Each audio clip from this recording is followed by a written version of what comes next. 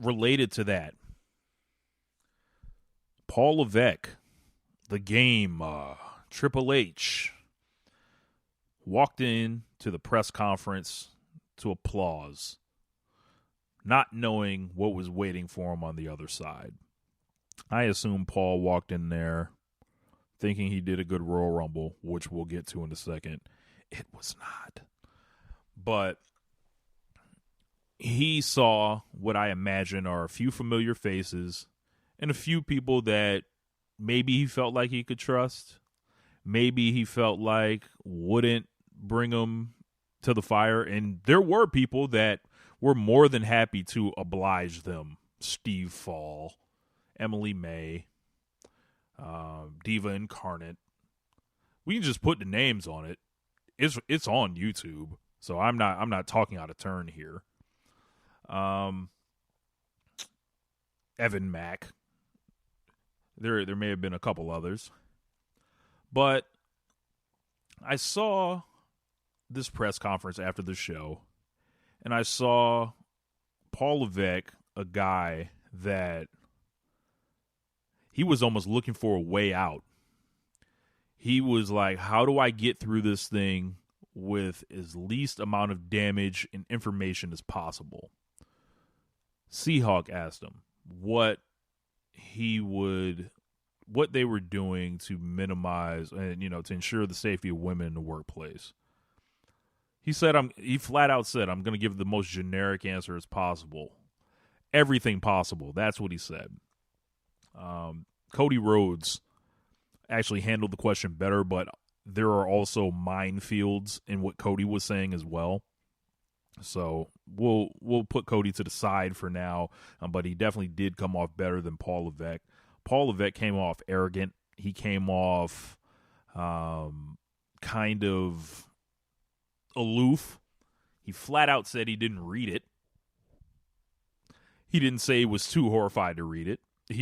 Anything like that. I guess he was so busy with this Royal Rumble that was just the most by-the-numbers thing I've ever seen, that he went in there and got asked about this stuff and essentially was like, do you see this money that we're making? Do you see these quote-unquote over 40,000 people in attendance? Do you see the biggest week in WWE history financially with the Netflix deal and Dwayne Johnson? He wanted to focus on the positives. And what a guy, Paul Levesque. Of course he wanted to focus on the positives. He didn't want to focus on the reality. He didn't want to focus on his father-in-law mysteriously tendering a resignation hours before the event. He doesn't want to think about the mysterious coming and goings of Stephanie McMahon, who he may or may not be married to. I don't know. I don't know what they're doing in that family. There's some dark stuff I feel like that happened between the last 18 months with Triple H, Stephanie, Nick Khan, Vince McMahon. No one will ever write a book. So here I am on my podcast in my in-laws' house, talking into a Zoom recorder, talking to people on Twitch right now, thinking, man, what happened? And the fact we're never going to know, it's going to leave a lot in the air. I'm going to be somewhat responsible here. But I think that when you start adding up all these timelines, it gets really interesting, nasty. Just this, as simple as like Steph knowing all this shit and then bring him out for the thank you, Vince. Essentially, like his what, a victory lap? Do we want to call it that? A victory lap? Sure, the McMahon victory lap. They bring him out. But back to Paul Levesque. Paul Levesque finds himself in somewhat of a position of leadership. I kind of alluded to last week, and I've been talking about in different group chats, how I would find it fucking hilarious if Triple H was fired by Dwayne Johnson at some point. I don't know, man. Triple H looks implicated in a lot of this stuff. That WWE officer number one, people, have found different old documentaries locating his office on the floor described in the lawsuit. WWE officer number one knowing exactly who the woman was. Vince McMahon being so loose, sharing any photos, stories with his staff. If he's showing it with tech guys, I can imagine that he's showing his son-in-law. Let's just say that. Forget another executive, which they've clearly established that Vince is down to share whatever with. It's all just a little too convenient for me. And in the press conference, this is a chance, I think, for the people that are sitting in that room to take a shot at these people. And people that, not everyone has the same objectives. I realize that. And I want to be almost as sensitive to that as possible. Because maybe these people went in the room, maybe they were scared. And I know the natural response to that is, if you're scared, go to church, right? Or get out and let some, real people, do this or whatever. But I think we were fortunate that we did have 3 great questions come up in that room, especially from John Alba, Seahawk, and Nick Houseman.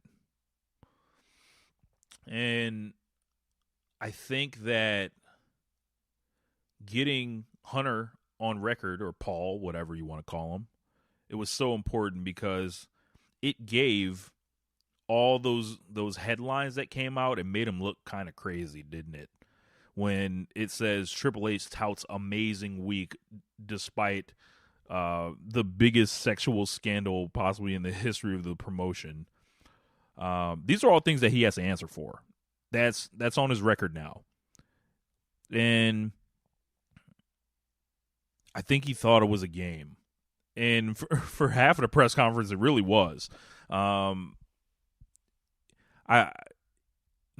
reaction to Triple H possibly being indicated to from some of the hardest devotees is troubling and expected all at the same time. I went on a rampage this weekend on Twitter. I don't know why I did. I was talking to the young boy Josh Smith from Keeping It Strong Style, and he told me he thought that I should stop doing that for my own mental health, and it's just not ultimately productive. But man, I got to tell you, I have so much fun kicking the cage, rattling these people that need to be shamed, embarrassing them because they're not going to be more quick-witted than me. They're not going to win a war of words with me when I feel like I'm correct. And, I just wanted to talk about people that I sent one tweet out and said, man, people sure are ready to run in front of a bus for Triple H. And here they came from as far as the eye can see. They were here to defend Paul Levesque from from anything. And I'm like, one, I think there is a severe reading epidemic that started with the No Left Behind program, and we are still feeling the effects. Much like the Montreal Screwjob, we're still feeling the effects of today. We are feeling the effects of No Child Left Behind. Because, man, I wasn't talking about the game, Vince, WWE. I was talking about y'all, a.k.a. them, and what they would do to defend this person they don't know. They weren't there. They clearly didn't read the lawsuit, and they clearly don't give a fuck what's going on with, this woman in this situation. Triple H has made them feel good about WWE because Vince McMahon is someone they can reckon with, cutting off, I would say, a little bit. And it's amazing that I think Triple H has done pretty much the bare minimum. I think a lot of last night in the Royal Rumble, and again, we'll get to it in a little bit, it illustrated some of the hesitancy with the booking style. So, like, it's not, I don't even know if it's just that much better than Vince, or it's like, yeah, man, we have nothing. So this is, our one tie to an identity. I can't believe that, people are going out sad like this. And the crazy thing is, I don't know if any of them actually went out sadder than Paul Levesque at that press conference. I saw him get up and walk out, and there's a picture going around, and he's turned sideways, has some papers. He looks weathered. He's aging in a way that is rapid at this point. Every time you see him, it's like, God damn, Paul, like, did 2 years go by? It's been 2 months. He's in a stressful position. He's no longer on the board of directors. He is no longer working with any type of family there. He's largely built his own team of guys. Like Regal are in there. He's got new production people. He's got Nick Khan, who he seems to, maybe be cool with. I don't know. But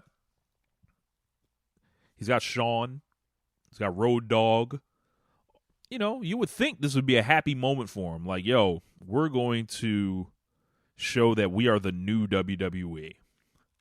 But I'm here to tell everybody, the new work is the old work. The old work is the new work.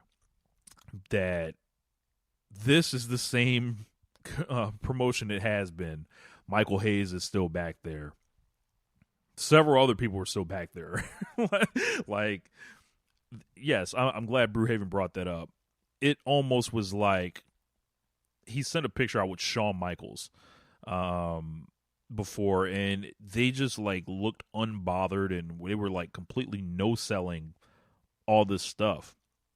And from there, things just started going downhill between the Rumbles itself, the press conference, people just on their head. It was a weekend like no other for WWE, who largely has had what I would call positive momentum, at least from like, the last year, I would say. Compared to the 2023 Royal Rumble, I think this year was massively disappointing. And I think this was like illustrated, and it all came to light. So like, we'll move from the press conference.